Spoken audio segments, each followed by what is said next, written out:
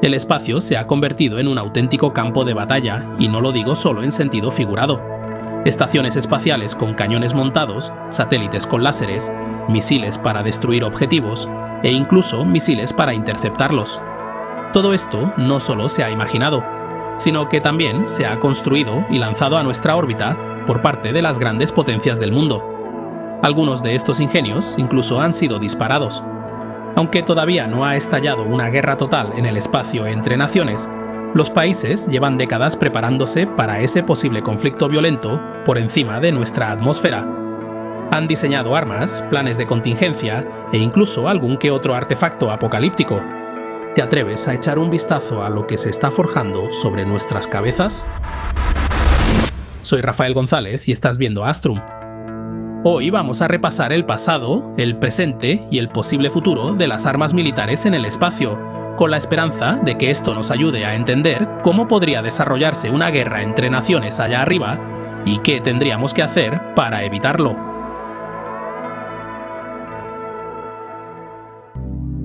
Ya desde el siglo V a.C., los escritores imaginaban vehículos o estructuras capaces de alcanzar el espacio y portar armas que pudieran desatar una destrucción total. Los textos hindúes hablaban de los vimana, unos carros o palacios voladores con forma de platillo que transportaban a sus ocupantes a los cielos y eran capaces de arrasar ciudades enteras con sus armas. En el siglo II, el escritor sirio Luciano de Samosata escribió una breve novela que incluía elementos como viajes espaciales y una guerra interplanetaria entre los habitantes del Sol y la Luna. Sin embargo, no fue hasta el siglo pasado cuando estas fantasías empezaron a tomar forma y a convertirse en realidad. En 1926, con el lanzamiento del primer cohete de combustible líquido, de pronto la humanidad fue capaz de alcanzar cotas que nunca antes había soñado. No solo surcar los cielos, sino ir más allá de ellos. Y, por supuesto, la tecnología no tardó en ser puesta al servicio de la guerra. La Alemania nazi fue de las primeras en ver las ventajas de la cohetería y comenzó a desarrollar los cohetes V2 que rozaban la frontera del espacio, alcanzando los 80 kilómetros, antes de sembrar la destrucción desde las alturas. Afortunadamente, este avance llegó demasiado tarde para cambiar el desenlace de la guerra. Sin embargo, los cohetes V2 fueron, al menos, los precursores de las primeras armas espaciales humanas. Puede que solo rozaran el espacio, pero sus descendientes, los misiles balísticos intercontinentales de 1959, sí lograron cruzarlo realmente. Menos mal que la guerra acabó cuando lo hizo, porque los científicos nazis ya estaban dándole vueltas a otras armas aún más descabelladas que se podrían usar desde el espacio. Algunas de estas ideas parecían sacadas directamente de una novela de James Bond. Ya en 1929, Hermann Oberth, un físico e ingeniero nacido en Transilvania, que más tarde se convertiría en uno de los padres fundadores de la cohetería alemana, estaba esbozando los diseños de un espejo cóncavo de 100 metros de ancho que podría colocarse en el espacio para concentrar la luz solar en un solo punto devastador. A esta idea la llamaron Sonnengewehr, que significa el cañón solar, y los científicos alemanes soñaban con convertir esta superarma en una realidad. Esperaban que su poder les permitiera carbonizar ciudades enteras con su calor. De nuevo, por suerte, la guerra terminó antes de que esta visión pudiera materializarse. El nacimiento de los cohetes tuvo un doble efecto en los conflictos espaciales modernos.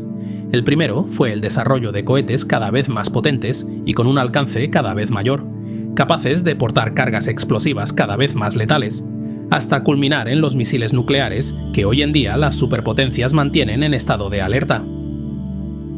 El segundo efecto fue el impulso al uso más comercial del espacio. Cuando en 1957 se lanzó el Sputnik 1, el primer satélite artificial, la humanidad se dio cuenta de que el espacio no era solo un lugar desde el cual se pueden disparar armas. Desde entonces hemos lanzado más de 8.000 satélites que orbitan la Tierra. Estos satélites son fundamentales para la sociedad moderna. Gracias a ellos, nuestros teléfonos pueden saber exactamente dónde estamos y guiarnos a nuestro destino por la ruta más corta. Podemos comunicarnos al instante con personas al otro lado del mundo. Esto impulsó la economía como nunca antes, y las naciones empezaron a ver lo catastrófico que sería perder esos satélites de forma inesperada. Así que con esto se abrió un nuevo frente en la guerra espacial: la guerra de los satélites. Los países comenzaron a idear maneras de proteger sus propios satélites y al mismo tiempo de inutilizar los de sus rivales si llegaba a ser necesario. Cada nación ha seguido su propio enfoque para este tema.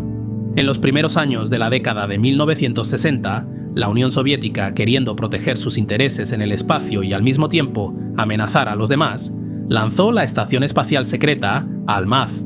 Esta estación tripulada era única en su clase. Estaba equipada con un cañón integrado en su parte frontal, capaz de disparar miles de proyectiles por minuto. No era perfecta, claro. El retroceso de un arma tan potente suponía un problema enorme para toda la estación, y para apuntar había que girar la estación entera hasta encarar el objetivo. Pero a pesar de todo, esta arma llegó a probarse en el espacio en 1975. Se dispararon unas 20 balas contra un objetivo que era un simple bidón de gasolina. Los resultados de esa prueba son secretos, así que no se sabe a ciencia cierta qué ocurrió. Sin embargo, pocos años después, el proyecto Almaz se abandonó por ser demasiado caro e ineficiente. Así que bueno, saca tus propias conclusiones. Aún así, uno de los mayores armamentos de los satélites no reside en su capacidad destructiva, sino en su habilidad para recopilar información. Los satélites pueden capturar imágenes de lo que sucede en la superficie con un nivel de detalle asombroso, y también son capaces de escuchar señales dispersas para labores de espionaje. En 1966, la Asamblea General de las Naciones Unidas firmó el Tratado del Espacio Exterior, que prohíbe colocar armas de destrucción masiva en órbita y fomenta el uso pacífico del espacio. Sin embargo, parece que utilizar satélites para espiar a tus enemigos se considera terreno libre. Cada superpotencia tiene sus propios satélites para llevar a cabo labores de reconocimiento en lugares estratégicos. De hecho, se estima que alrededor de una quinta parte de todos los satélites que orbitan la Tierra son de propiedad militar y tienen precisamente ese fin. Muchos, como los enormes satélites Orion estadounidenses, son capaces de absorber todas las llamadas y señales que las antenas de telefonía emiten hacia el espacio gracias a sus gigantescas antenas de 100 metros de diámetro. Desde que las llamadas telefónicas dejaron de transmitirse por cables y empezaron a emitirse de forma inalámbrica, a los ejércitos y a las agencias de inteligencia les ha resultado mucho más fácil interceptar todas y cada una de esas comunicaciones. Pinchar cables ya es cosa del pasado. ¿Y tu privacidad? Pues también. Naturalmente, han empezado a surgir contramedidas ante todo esto. A nadie le hace gracia que invadan su privacidad de esa manera. De hecho, hay un ejemplo muy actual y evidente: la guerra entre Rusia y Ucrania. En los conflictos modernos, los satélites desempeñan un papel crucial, ya que permiten a los militares rastrear a las fuerzas enemigas y transmitir esa información a las unidades sobre el terreno. Sin embargo, esto ha resultado ser mucho menos efectivo en Ucrania, sobre todo desde que grandes zonas del campo de batalla se han visto afectadas por inhibidores de señal GPS. Estos inhibidores funcionan inundando las frecuencias que utilizan los satélites GPS con señales de radio propias, tan ruidosas que ahogan la información de posicionamiento o la engañan. Los drones de ataque han tenido un papel destacado en la guerra de Ucrania. Si consigues que el GPS piense que tu ciudad está a kilómetros de donde realmente está, los drones acaban bombardeando objetivos equivocados, porque pierden completamente la orientación. Esto no es ciencia ficción, es una tecnología que hoy en día se está utilizando en plena guerra. Representa el uso de la tecnología espacial como un recurso clave en la guerra convencional. A pesar de todo, hasta el momento de grabar este vídeo, nunca ha habido un enfrentamiento espacial real, donde un objetivo en el espacio ataque a otro objetivo en el espacio. Sin embargo, eso no significa que los países no estén ya preparándose para que eso ocurra algún día. Estados Unidos y Rusia llevan desarrollando misiles antisatélite, también llamados ASAT, desde los años 50. De hecho, algunos de estos misiles ya se han disparado.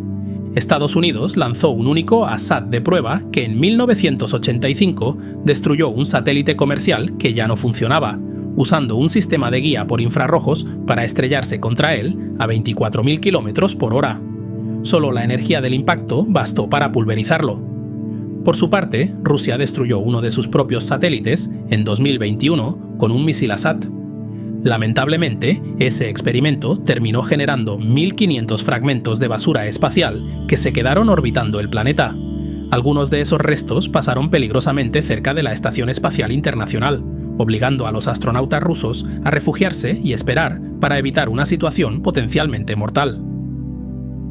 Este es el gran problema de la guerra espacial moderna, y probablemente una de las razones por las que no es algo más común. Al destruir un satélite enemigo, lo que creas en realidad es una nube de restos que, a su vez, pueden acabar chocando con otros satélites, incluidos los tuyos. Estos nuevos choques generan más fragmentos que vuelven a golpear otros satélites, en una reacción en cadena que podría bloquear el espacio para todo el mundo. Este fenómeno se conoce como el síndrome de Kessler y podría tardar siglos en resolverse una vez que empiece. Por eso, cada vez hay más voces que piden que los misiles ASAT queden prohibidos de forma parecida a las armas de destrucción masiva. Nadie quiere que el espacio quede inutilizado para todos. Así está más o menos la situación actual de la guerra espacial. Sin embargo, hay una tecnología futura que podría cambiarlo absolutamente todo y que quizás no esté tan en el futuro como pensamos. Los láseres. Sí, has oído bien, láseres. Como los de las pelis. Aunque suene a algo sacado de Star Wars, compañías reales como Lockheed Martin ya han desarrollado prototipos funcionales que podrían tener un impacto enorme en los conflictos del futuro. A diferencia de los láseres de ciencia ficción, los láseres reales pueden enfocar un blanco con una precisión increíble y recalentar lo que sea que quede demasiado tiempo bajo su mirada. Estos sistemas ofrecen un montón de ventajas. Como disparan en longitudes de onda fuera del espectro visible, son totalmente silenciosos e invisibles. La única forma de saber que te están disparando es cuando el motor de tu vehículo acaba convertido en un charco de metal fundido. Son precisos. Solo tu motor podría acabar destruido. Y además, tienen munición ilimitada siempre que estén conectados a una red eléctrica adecuada. Pueden llegar a derribar misiles desde kilómetros de distancia en un día despejado. Claro que tienen un gran inconveniente. Si no está despejado, no funcionan bien. La dispersión de la luz láser en la atmósfera reduce mucho su eficacia, porque las partículas de aire hacen que pierdan cohesión a medida que viajan. Así que si hay niebla o el enemigo lanza una cortina de humo, el láser podría quedar completamente neutralizado. No querrías que un misil enemigo te alcanzara solo porque estaba nublado, ¿no? Pero esto podría no ser un problema en el espacio, ya que allí no hay atmósfera. Un satélite con un láser y un buen sistema de paneles solares podría potencialmente atravesar el corazón de otros satélites con facilidad, derritiendo sus componentes internos sin crear campos peligrosos de basura espacial. Además, sería extremadamente difícil ver qué ha causado el daño, por lo que la identidad de tu satélite quedaría en secreto. Y no necesitaría recargar munición, a menos que tuviera que expulsar gases, ya que se alimentaría directamente del Sol. Su alcance también sería muchísimo mayor sin atmósfera que lo detenga. La única pega real sería la necesidad de contar con baterías lo suficientemente potentes que por su tamaño y peso podrían ser un obstáculo. De hecho, ya ha habido algunos intentos de crear plataformas láser en el espacio capaces de atacar objetivos en la superficie de la Tierra. Y claro, el atractivo de tener esa capacidad es tremendo. Imagina que una nación pudiera asesinar instantáneamente, de forma invisible y sin previo aviso, a alguien en cuanto pusiera un pie fuera de casa. Nadie podría interceptarlo. Estados Unidos ya estaba trabajando en láseres espaciales en 1987 con su proyecto Zenith Star, aunque nunca pasó de las pruebas en tierra. Desde entonces, los militares estadounidenses han seguido dándole vueltas a la idea. La Unión Soviética, por su parte, casi llegó a lanzar un láser espacial, la nave Polius, también en 1987. Sin embargo, el propio presidente Gorbachov prohibió dispararlo, temiendo que los gobiernos occidentales lo interpretaran como un acto agresivo. Y al final, la nave Polius nunca llegó a la órbita. Un fallo durante el lanzamiento la hizo arder en la atmósfera. Así que ni siquiera se llegó a plantear la cuestión de si probar el láser o no. Y esos son solo los intentos que conocemos. Aún así, no me sorprendería nada enterarme dentro de unos años de que alguna nación, en secreto, ya tiene un satélite con un láser ahí arriba. Probablemente no lo sabríamos hasta dentro de 30 años o hasta que lo usaran. Por suerte, hasta el día de hoy, el conflicto espacial ha sido más una cuestión de preparativos hipotéticos que de combates reales. Incluso durante la Guerra Fría, ninguna nación llegó a atacar directamente los activos espaciales de otra, aunque muchas sí buscaron tener la capacidad de hacerlo, y más de una ha agitado sus sables, por decirlo de alguna manera. Tal vez la razón sea que si realmente empezáramos una guerra en el espacio, estaríamos desatando algunas de las fuerzas más devastadoras que la humanidad haya conocido jamás. Las armas espaciales son probablemente lo más destructivo que podemos imaginar. No haría falta un cañón solar nazi ni nada de eso. Bastaría con aprovechar la fuerza de la gravedad y un poco de matemáticas para desviar un asteroide en el momento justo y convertirlo en una bomba de varios kilotones, liberando toda su energía cinética en un instante brutal. Pero, como pasaba con el cañón de la Estación Espacial Almaz, estas armas tienden a tener efectos secundarios bastante peligrosos. Puede sonar a ventaja táctica derribar los satélites enemigos, pero si provocas el síndrome de Kessler y se viene abajo toda la economía global, eso sería malo para todos. Igual de tentador podría sonar la idea de lanzarle un asteroide a un enemigo, hasta que te acuerdas de lo que les pasó a los dinosaurios y que al fin y al cabo solo tenemos este único y frágil planeta para vivir. En última instancia, los riesgos que conlleva un conflicto en el espacio son quizás la mayor razón por la que nunca lleguemos a ver uno de verdad. Desde luego, así lo espero. Sería una ironía terrible y un fracaso de nuestra evolución como especie que la lucha de la humanidad por sobrevivir contra sí misma acabara en que nadie ganara y todos termináramos destruidos. Eso sería un gol en propia puerta cósmico, ¿no crees? Un fuerte abrazo a los mecenas que me apoyan en mi misión de divulgar la ciencia. Suscríbete y deja un me gusta para apoyar el canal. Gracias por tu visita y nos vemos en el futuro.